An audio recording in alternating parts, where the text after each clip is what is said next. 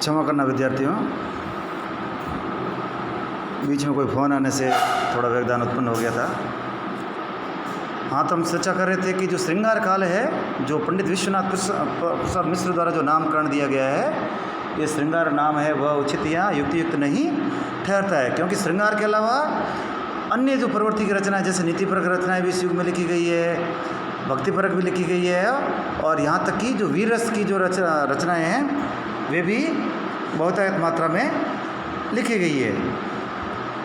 रीतिकालीन कवियों का जो मूल स्वर है वह श्रृंगार कभी नहीं रहा है।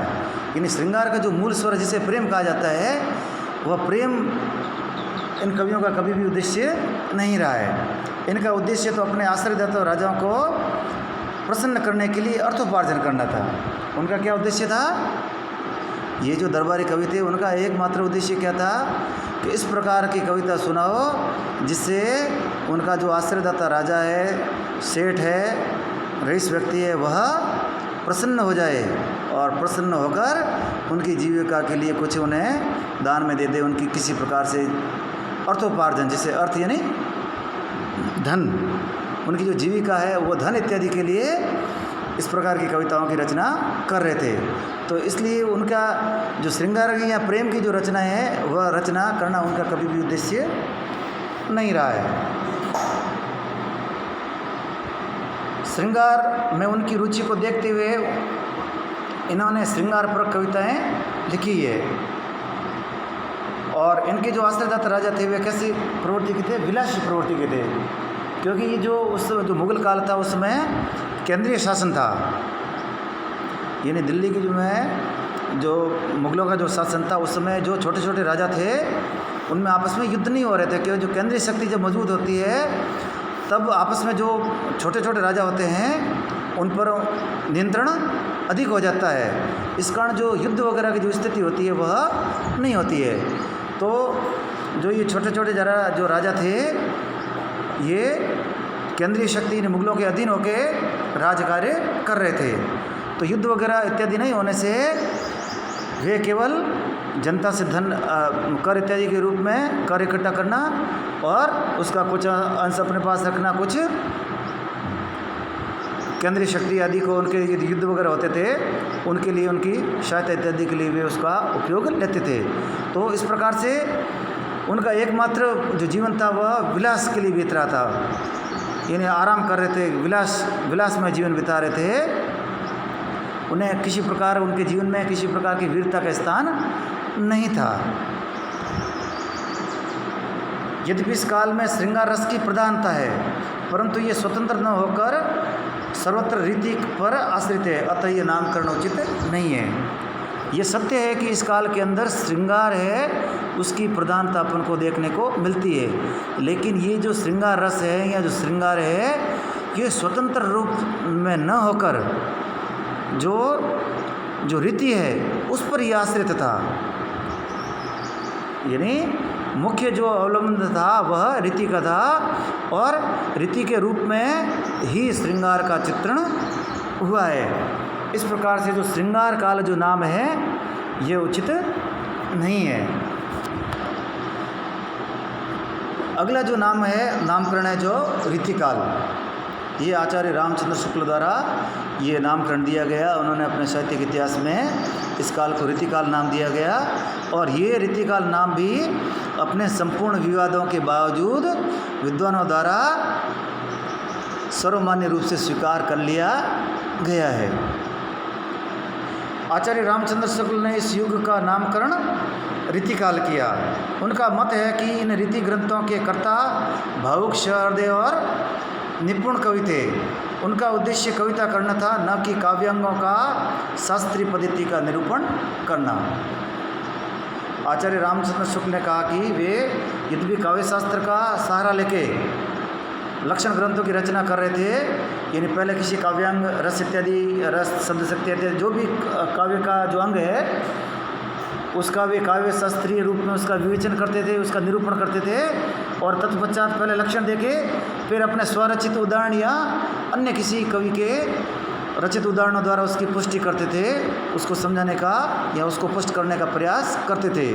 तो आचार्य रामचंद्र शुक्ल ने कहा कि ये जो रीतिकाल के जो कवि है वस्तुतः ये आचार्य नहीं थे, यानी काव्य शास्त्र का निरूपण करने में इस प्रकार से वे सिद्धस्थ नहीं थे। वस्तुतः ये कवि थे जिन्होंने काव्य शास्त्र का सहारा लेके अपने कविता को प्रस्तुत करने का प्रयास किया। यानी मूल रूप से कवि थे, ये आचार्य बनने का प्रयास कर रहे थे, लेकिन उनमें इस प्रकार की मौलिक प्रतिभा का अभाव था कि वे एक आचार्य में जिस प्रकार की जो प्रतिभा होती है, किसी विषय का निरूपण करना, उसकी व्याख्या करना, उसको प्रतिष्ठित करना, उसकी मौलिक उद्भावना देना, इस प्रकार की जो प्रतिभा है वह रीतिकाल के कवियों में नहीं थी। वस्तुतः ये बेचारे यह कह सकते हैं कि सच्चे भावुक हृदय वाले कवि थे, और थोड़ा बहुत राजाओं को काव्य शास्त्र का ज्ञान कराने के लिए, ताकि उनकी कविता को वह समझ सके, इसलिए वे लक्षण ग्रंथों की रचना कर रहे थे। उनका उद्देश्य कविता करना था, न कि काव्यांगों का शास्त्रीय पद्धति पर निरूपण करना। अतः उनके द्वारा बड़ा भारी कार्य यह हुआ कि विशेषतर श्रृंगार रस और अलंकारों के बहुत ही सरस और हृदयग्राही उदाहरण अत्यंत प्रचुर परिणाम में प्राप्त हुए। यानी वस्तुतः ये कवि ही थे, आचार्य नहीं थे, लेकिन उनके द्वारा इस प्रकार से प्रयास किया गया, तो उन्होंने क्या किया कि रस और अलंकार का सहारा लेते हुए, यानी रस से परिपूर्ण रचना और उसको चमत्कारपूर्ण बनाने के लिए अलंकारों का सहारा लेना, यानी रस और अलंकारों का अवलंबन करके इन्होंने बहुत ही सरस सुमधुर जो रचनाएं हैं वह इन्होंने देने का प्रयास किया। इस कारण इस प्रकार की जो रचनाएं हैं वह अपन को प्रचुर मात्रा में देखने को मिलती है। और मूलतः रस में भी इन्होंने श्रृंगार रस। शुक्ल जी के इस नामकरण का आधार इस काल के रीति ग्रंथ और रीति ग्रंथकारों की सुदीर्घ परंपरा है। जब हम रीति ग्रंथ की बात करते हैं तो मैंने पहले भी आपको बताया था, रीति ग्रंथ का अर्थ तात्पर्य है कि लक्षण ग्रंथ, यानी काव्य शास्त्र का कोई अंग है, उसकी विवेचना के लिए, जैसे मान लो श्रृंगार रस, तो श्रृंगार रस क्या होता है, उसका लक्षण लिख दिया, वह काव्य के रूप में था। काव्य के रूप में ही संस्कृत की जो पहले से काव्य शास्त्रीय परंपरा चली आ रही थी उसकी नकल करते हुए, उसके में थोड़ा सा फेर बदल करते हुए, यानी संस्कृत से उसको ब्रज भाषा में उसका अनुवाद मात्र करते हुए वे पहले लक्षण का निरूपण करते थे, और तत्पश्चात वे अपना स्वरचित, ज़्यादातर अपना स्वरचित उदाहरण के द्वारा उसको पुष्ट करते थे।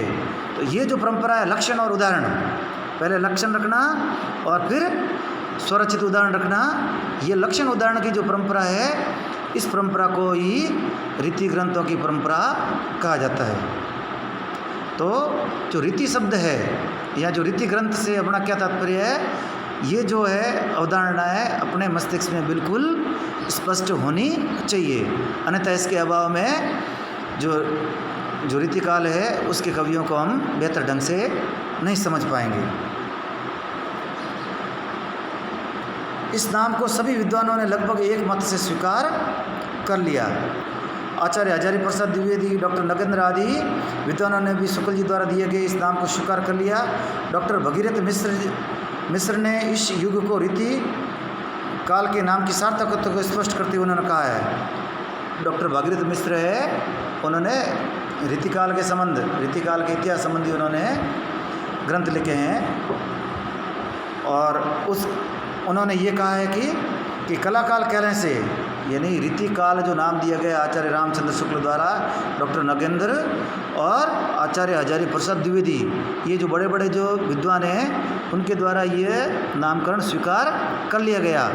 और ये नाम किस प्रकार से उपयुक्त है इसकी व्याख्या करते हुए, इसको और अधिक स्पष्ट करते हुए डॉक्टर भगीरथ मिश्र का जो कथन है उससे ये स्पष्ट हो जाएगा कि आचार्य रामचंद्र शुक्ल द्वारा जो नामकरण किया गया है बिल्कुल ही उचित है और युक्त है। कलाकाल कहने से कवियों की रसिकता की उपेक्षा हो जाती है। यानी इसको यदि कलाकाल कहते हैं तो कवियों की जो रसिकता है, जो आनंद देने की उनकी, यानी जो पाठक है उनको जो रस से सराबोर कर देना, उनको हृदय को आनंद से परिपूर्ण कर देना, उसको कहते हैं रसिकता। उस रसिकता की उपेक्षा हो जाती है। और श्रृंगार काल कहने से अन्य जो रस है, जो वीर रस है और जो उनके द्वारा जो प्रशस्ति लिखी जा रही थी, राजाओं की जो वीरता की जो प्रशस्तियाँ इत्यादि लिखी जा रही थी, उन प्रशस्तियों की उपेक्षा हो जाती है। किंतु रीति, यानी ये जो नाम कहते हैं, यदि कलाकाल कहते हैं तो अन्य पक्षों की अवहेलना हो जाती है, उनकी अवमानना हो जाती है, किसी की पक्ष की उपेक्षा हो जाती है। और यही बात श्रृंगार काल कहने से भी होती है।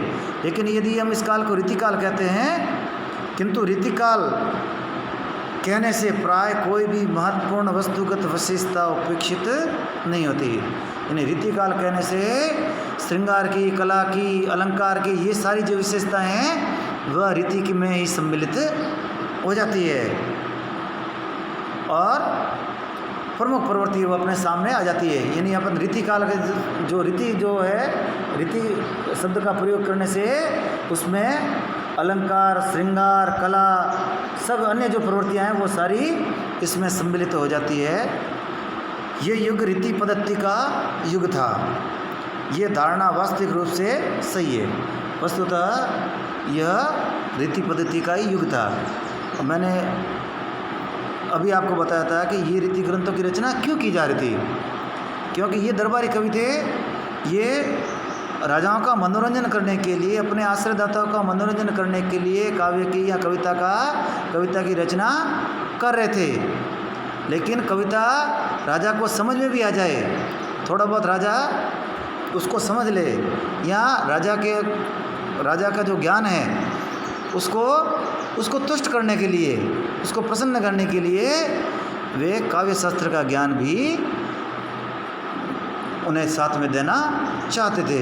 तो इसी कारण उन्होंने लक्षण ग्रंथों की या जो रीति ग्रंथों की परंपरा को अपनाया। जो संस्कृत में इस प्रकार के ग्रंथों की परंपरा है वो पूर्व से चली आ रही थी। यानी पूर्व से चली आ रही जो संस्कृत के जो रीति ग्रंथों की परंपरा है उसी को उन्होंने अनुकरण किया। और वे लक्षण थे, वे तो संस्कृत काव्य शास्त्रों से उठाते थे और उनका ब्रज भाषा में अनुवाद करते थे, या थोड़ा फेरबदल के साथ में उनको प्रस्तुत कर देते। और लक्षणों के बाद में जो उदाहरण होते हैं वे अपने स्वरचित उदाहरणों के द्वारा उसको पुष्ट कर देते थे। तो इस प्रकार जो रीति परंपरा है वह इस काल की सबसे सर्वप्रम परंपरा है। इस प्रकार जो रीतिकाल जो नामकरण है अधिक युक्ति युक्त, तर्कसंगत और वैज्ञानिक प्रतीत होता है। तो विद्यार्थियों, आज हमने रीतिकाल के नामकरण को लेकर विस्तार में चर्चा की। इसमें हमने आचार्य रामचंद्र शुक्ल द्वारा जो रीतिकाल नाम है, जो वर्तमान में सर्वमान्य रूप से स्वीकार कर लिया गया है, रीतिकाल, और पंडित विश्वनाथ प्रसाद मिश्र द्वारा दिया गया नामकरण श्रृंगार काल, और रमाशंकर शुक्ल रसाल द्वारा नाम दिया गया कलाकाल, इस पर हमने चर्चा की। और इससे पूर्व की जो कक्षा थी उसमें हमने अलंकृत काल को लेकर चर्चा की थी। तो ये संयुक्त रूप से आप इनको साथ में रखकर समझ लेना। तो इन वीडियो के द्वारा जो आपको दिए जा रहे हैं इनको समझने की कोशिश करें। और हिंदी साहित्य इतिहास की कोई पुस्तक हो, अपना जो राजस्थान जो अजमेर बोर्ड है उसमें कक्षा 11 और 12 के लिए हिंदी साहित्य के इतिहास की एक पाठ्य पुस्तक भी उनके पाठ्यक्रम में सम्मिलित है। तो जिन विद्यार्थियों का इससे पूर्व में हिंदी साहित्य नहीं रहा है तो वे साहित्य को बेहतर ढंग से समझने के लिए उस पुस्तक का सहारा भी ले सकते हैं। धन्यवाद।